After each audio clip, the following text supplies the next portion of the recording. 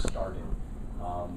If they get started and it may not be really quality, what would you say to that? Do you say, okay, just get going on it, and that hopefully you'll stumble upon through that process? I mean, you're pumping out content. It may not be all that great, but in this sea of content that we have in the internet, it may not hurt you, affect you brand-wise. It's not great because nobody really stumbles upon it or anything like that. But would you say it's okay to kind of have that as a content strategy, maybe that maybe lead you down the path of discovering your overall successful content marketing approach? So if you're talking about a super small company, yeah, it's probably not going to hurt.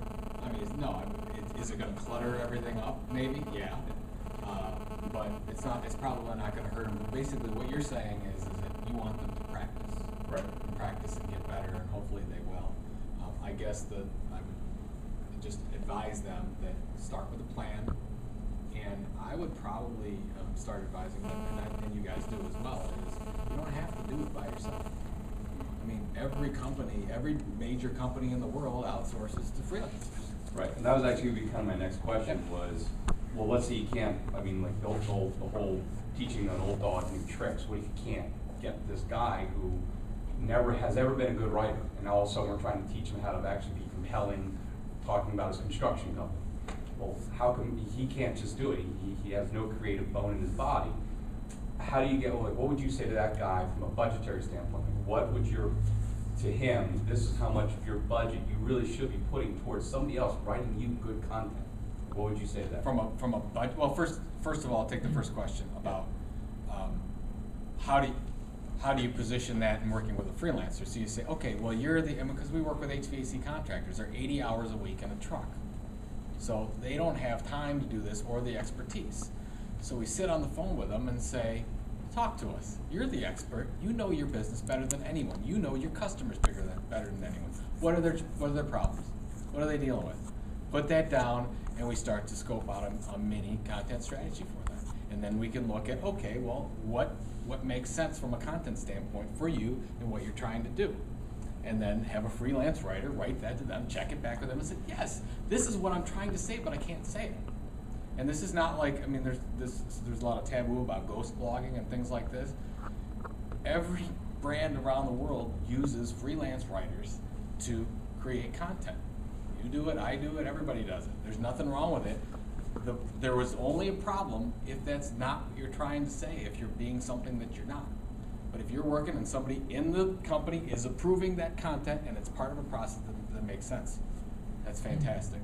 The budget issue, boy, that's I don't know. It all depends on what they're trying to do. And so let's say before we get to budget, somebody says, hey, how much should I spend on content? I would ask them, what are you trying to do? I'd go back with the question, because I'm not going to answer a budget question until I figure out that you're even on the right path. Because somebody might have talked them into creating lots of content. Like, why? It's like, oh, I want a blog. Why do you want a blog? I need a Facebook page. Why do you need a Facebook page? Like, we were talking about it. I think we were talking about it just a second ago about if you are targeting blind people, you're not going to have a YouTube strategy. So figure out what's going to make sense for your business. And then, right? That's the first question you get from people. Oh, we need to be on Twitter. Why do you need to be on Twitter? I'm not saying it's a bad thing. I want to know from you why.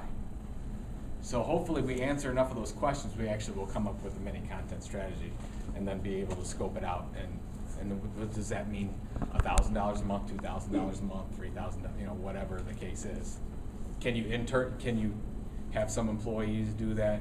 Maybe you just need to hire a managing editor to take the content from the employees so that it comes out, and we were talking about, so it's not bad content, so it's really good and it's grammatically correct and it makes sense and it aligns with the content strategy and the business plan. So, all right, yeah. You're going to answer this in your presentation, then go on